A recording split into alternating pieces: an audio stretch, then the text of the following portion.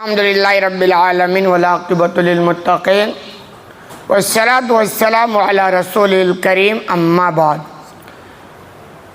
باتیں حدیث نمبر 3699 کے تعلق سے چل رہی تھی، جس میں یہ واقعہ بیان ہوا ہے کہ مصر سے ایک آدمی آئے اور انہوں نے عبداللہ بن عمر سے عثمان رضی اللہ تعالیٰ عنہ کے تعلق سے چند سوال کیے، یعنی ان کو جو غلط فہمی تھی یا غلط جانکاری تھی اس کو لے کر عبداللہ بن عمر کے پاس آئے اور کہا میرے ان سوالوں کا آپ جواب دیجیے۔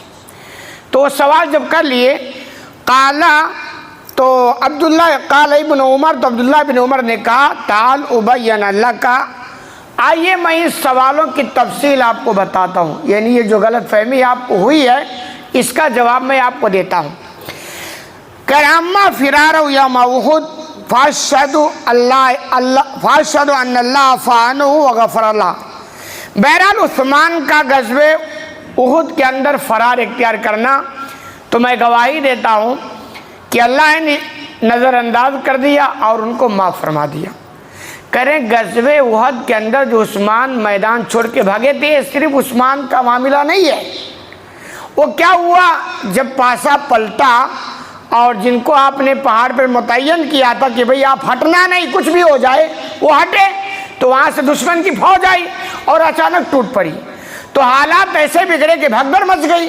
تو بہت سارے صحابہ کرام بھگے تھے انجانے میں، تو اس میں عثمان غنی بھی بھگے تھے، لیکن وہ سارا معاملہ ایسا ہوا کہ اللہ رب العالمین نے سب کو معاف فرما دیا۔ تو کہہ رہی ہے صرف عثمان کے میٹر نہیں، یہ تو سارے لوگوں کا میٹر ہے، تو اللہ نے معاف فرما دیا، تو یہ کوئی اعتراض نہیں رہ گیا ہے۔ کہہ رہے ہیں وَأَمَّا تَغَيُّبُ عَنْ بَدْرٍ، اور بہرحال آپ کا بدر کے اندر غائب رہنا، شریک نہ رہنا، یعنی دوسرا سوال ان کا تھا کہ غزوہ بدر کے اندر بھی عثمان شریک نہیں ہوئے تھے۔ فَإِنَّهُ كَانَ تَحْتَهُ بِنْتُ رسول اللہ صلی اللہ علیہ وسلم وَكَانَ مَرِيضًا۔ تو عبداللہ بن عمر جواب دیتے ہیں کہ معاملہ دراصل یہ ہے کہ آپ صلی اللہ علیہ وسلم کی بیٹی عثمان کے نکاح میں تھی، یعنی بیوی تھی، اور وہ بیمار ہو گئی۔ فقال له رسول اللہ صلی اللہ علیہ وسلم ان لک اجر رجل ممن شہد بدرا وصاما۔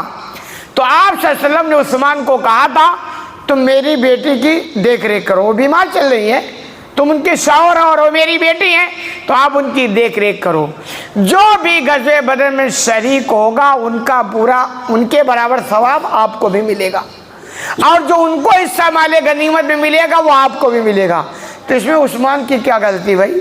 یہ تو اللہ کے رسول کہہ رہے ہیں بیٹی بیمار ہے، دیکھ ریکھ اور مجبوری ہے، تو اس مجبوری کی وجہ سے وہ غزوہ بدر میں شریک نہیں ہو سکے تھے، تو ان کا اس میں کیا قصور ہے، کہنا یہ چاہتے ہیں۔ تو دونوں غلط فہمی دور کر دی۔ اور تیسرا جو تھا وَأَمَّا تَغَيُّبُهُ عَنْ بَيْتِ الرِّضْوَانِ فَلَوْ كَانَ أَحَدٌ أَعِزُّ بِبَطْنِ مَكَّةَ مِنْ عثمان لَبَعَثَهُ مَكَانًا، کہ آپ کا یعنی عثمان کا بیت رضوان سے غائب رہنا، تو معاملہ یہ تھا کہ اگر مکہ کے وادی میں عثمان سے زیادہ عزیز اچھا کوئی ہوتا تو مکہ ان کو بھیجتے۔ فبعث رسول اللہ صلی اللہ علیہ وسلم عثمان، تو آپ صلی اللہ علیہ وسلم نے مکہ میں عثمان کو بھیجا تھا۔ وَكَانَ بَيْتُ الرِّضْوَانِ بَعْدَمَا ذَهَبَ عثمان إِلَى مکہ، اور بیت رضوان پیش ہی آیا تھا عثمان کو مکہ بھیجنے کے بعد۔ کہنا یہ چاہتے، اس کا تھوڑا سا واقعہ وہی ہے کہ آپ صلی اللہ علیہ وسلم صحابہ کو لے کر چلے کہ چلتے ہیں ہم خانہ کعبہ کی زیارت کر کے آتے ہیں، تو آ کر کے آپ حدیبیہ مقام پر ٹھہر گئے، اور ادھر قریش کے لوگ سمجھے کہ جنگ ہونے والی، وہ ادھر تیاری میں لگ گئے، تو آپ نے عثمان کو بھیجا مکہ کے اندر کہ جاؤ ان کو بتاؤ کہ ہم جنگ کے لیے نہیں آئے ہیں، ہم تو آئے ہیں خانہ کعبہ کی زیارت کے لیے، زیارت کریں گے چلے جائیں گے۔ تو کیا ہوا، ان لوگوں نے عثمان کو وہاں روک لیا۔ جب وہ روک لیا تو یہ خبر پھیل گئی کہ عثمان کو کفار مکہ نے شہید کر دیا۔ جب یہ خبر نبی تک پہنچی، صحابہ تک پہنچی، تو بڑا عجیب ہو گیا کہ بھئی وہ تو ہمارے سفیر تھے اور ان کو انہوں نے قتل کر دیا۔ تو وہاں آپ نے صحابہ ایک ایک صحابہ سے اپنے ہاتھ میں ہار رکھ کر بیعت لی کہ یہ عہد کرو کہ جب تک ہم عثمان کا بدلہ نہیں لیں گے یہاں سے جائیں گے نہیں، اسی کو بیعت رضوان کہا جاتا ہے۔ تو وہ اعتراض تو ان کا یہ تھا کہ اس میں شریک نہیں تھے، تو جواب دے رہے ہیں کہ بھی عثمان تو مکہ کے اندر چلے گئے، बैत रिज़वान पेश ही आया उस्मान को मक्का जाने के बाद। अगर कुफार मक्का ने उनको मक्का में ना रोका होता तो बैत रिज़वान पेश भी नहीं आया होता। तो ये जो तुम्हारी गलतफहमी ये भी दूर हो गई कि भाई वो वहाँ थे ही नहीं, उनको तो मक्का में लोगों ने रोक लिया था, तो उनकी अपनी मजबूरी है। तो वो कह रहे हैं कि वो मक्का चले गए थे। फ़क़ाल रसूलुल्लाह सल्लल्लाहु अलैहि वसल्लम बियदिहिल युमना, और जब बैत रिज़वान हो रहा था तो आप सल्लल्लाहु अलैहि वसल्लम ने फरमाया अपने दाएं हाथ के बारे में कि हाज़िही यदु उस्मान, कि ये उस्मान का हाथ है। जब साहबा से हाथ में हाथ रखकर बैत कर रहे थे तो आपने एक हाथ उठाया और कहा ये उस्मान का हाथ है। फ़ज़रबा भी आला यदई, और उस हाथ को उठाकर दूसरे हाथ पर मारा। फ़क़ाल हाज़िल उस्मान, कि ये बैत जो है वो उस्मान के लिए है, जबकि उस्मान यहाँ नहीं थे। तो वो उस्मान की जानिब से बैत आपने किया।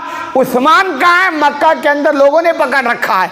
कह रहे फ़क़ाल लहू इब्न उमर, ये सारा वाक़या जब उस आदमी को बताया अब्दुल्ला बिन उमर ने, जो उनकी गलत फहमी थी, सवाल था कि भाई एक तो ये था कि ग़ज़वे बदर के अंदर शरीक नहीं हुए थे, तो चूँकि उनकी बीवी बीमार थी आप सल्लल्लाहु अलैहि वसल्लम ने उनको रुख़्सत दे दी थी, और रहा ग़ज़वे उहद के अंदर फ़रार, तो बहुत सारे सहाबा फ़रार इख्तियार कर लिए थे, अल्लाह ने सबको माफ़ फरमा दिया। और रहा बैत रिज़वान में शरीक, तो चूँकि आप यानी उस्मान गनी खुद मक्का के अंदर लोगों ने पकड़ रखा था, वो उनकी मजबूरी थी, इसलिए वहाँ शरीक नहीं हुए थे।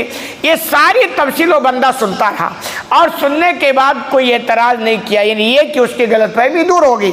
और उसके बाद अब्दुल्लाह बिन उमर ने कहा इज़हब बिहल आन माक, कि ये सारी तफसील लेकर के तुम जाओ, यानी तुमसे अगर कोई इस तरह का एतराज़ करे तो उसको तुम समझाओ, ताकि उस्मान गनी रज़ियल्लाहु तआला अन्हु की शख्सियत मजरू ना हो, दागदार ना हो, उनके ताल्लुक से सफाई देते रहो। तो बसा औकात ये होता है कि भाई किसी के ताल्लुक से गलतफहमी फैलती है, जिम्मेदारी होती है कि उस गलतफहमी को दूर किया जाए। और इससे उस्मान रज़ियल्लाहु तआला अन्हु की फजीलत का पता चलता है कि उस्मान वो है कि उनको दागदार भी अगर करने की कोशिश की गई तो इस तरह उसकी सफाई दी गई है। अल्लाह रब्बुल आलमीन से दुआ है कि इलाही आलमीन तुम्हें कहने सुने ज़्यादा अमल करने की तौफीक अता फरमा।